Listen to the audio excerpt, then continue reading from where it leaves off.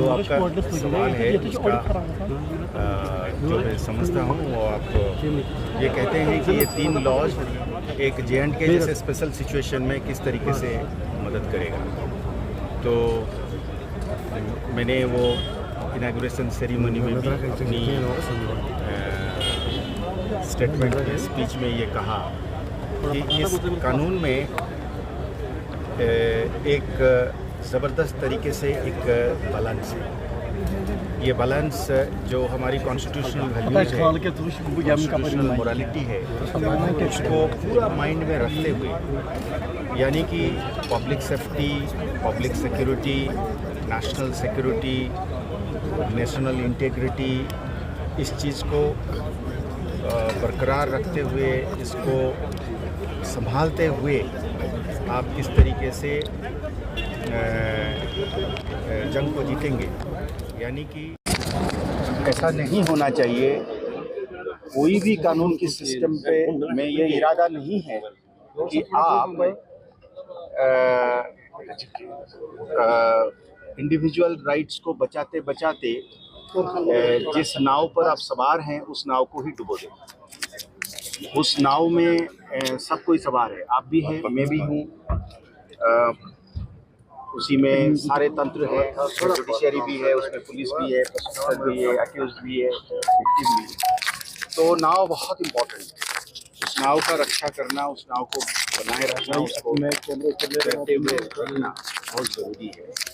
तो एक कई बार ऐसा सिस्टम होता था, हमको लगता था कि साहब इस की बैलेंस बिगड़ जाती है। देखो, एक आम नागरिक के तौर पे, जैसे चीफ जस्टिस साहब ने भी अपनी तकरीर में कहा कि विक्टिम को भी तो इस बात की तकलीफ होती है कि मुझे सताया हुआ बंदा, मुझ पर हमला किया हुआ बंदा, उसको सजा नहीं मिल पा रहा है।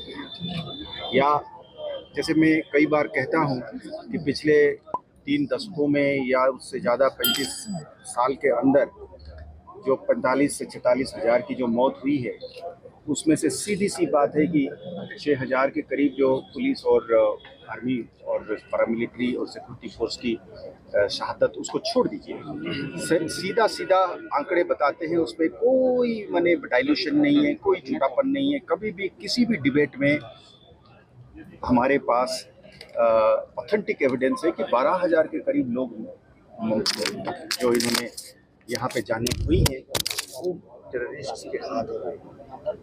करीब 23,000 के करीब टेररिस्ट भी मारे गए। 12,000 ऐसे लोग हैं जिसमें ग्रुप मास मर्डर भी है, औरतों की भी जानें हैं, लोगों की भी जानें हैं, मुखबिर की ठप्पा लगा के उनकी भी जानें ली गई है।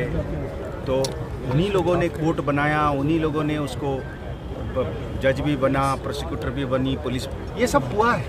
इससे हम भाग नहीं सकते। मतलब मेरा तो जिम्मेदारी है कि मैं भाग नहीं सकता हूँ, सरकार और स्टेट का भी जिम्मेदारी है, भाग नहीं सकते। उसमें मैं भी शामिल हो सकता हूँ, आप भी शामिल हो सकते हैं, कई सारे जर्नलिस्ट्स भी इसमें अपने जाने हुई।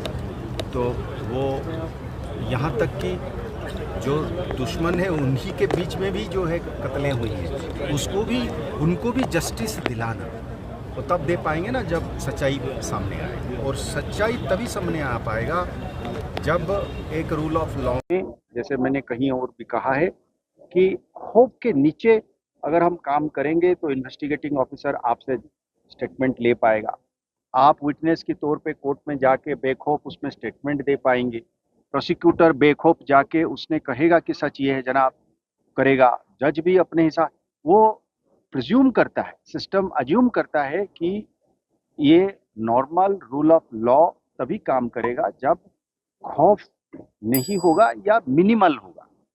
अब वह खौफ का मात्रा अगर इस तरीके से बढ़ गया ताकि वो इन्वेस्टिगेटिंग ऑफिसर भी अपने हिसाब से जी चुरा रहा है, विटनेसेस कहता है जाने दीजिए, अपने प्रोसिक्यूटर अपने जगह में बोल नहीं पा रहा है, जज अपनी जगह पर डरा, वो सिस्टम को अगर हाईजैक कर लिया जाए टेरर और खौफ के जरिए, तो फिर क्या होगा। और वही जो जिन लोगों ने इसको करते हैं वही इल्जाम लगाते हैं कि ये रूल ऑफ लॉ ही नहीं है। तो रूल ऑफ लॉ लाने के लिए खौफ को कम करना जरूरी। तो आज तक हम लोगों ने, पुलिस ने बहुत मात्रा में हमारा एनर्जी, हमारा ताकत हमने लगाया हुआ था बम और गन को कंट्रोल करने में। तो उसको कम करने के साथ साथ हमें इस चीज़ की एहसास हुई कि हम माने एडवर्सरी की चुंगल में फंस रहे हैं, यानी कि वो नहीं चाह रहा है रूल ऑफ लॉ, हम चाहते हैं। इसलिए इन कानून के सहारे ये कानून आया और ये कानून एक एनाबलर है, एक बूस्टर है, एक मददगार फ्रेमवर्क, जिसके तहत हम रूल ऑफ लॉ के सहारे इसको लड़ना भी चाहेंगे। और जो रूल ऑफ लॉ को उन लोगों ने तहस नहस करना चाहते हैं, हम उस रूल ऑफ लॉ के तहत, कानून के तहत अपना लिमिटेशन को मानते हुए, अपना पाबंदियों को मानते हुए हम कोर्ट के जरिए हम इनको सजा दिलाना चाहते हैं।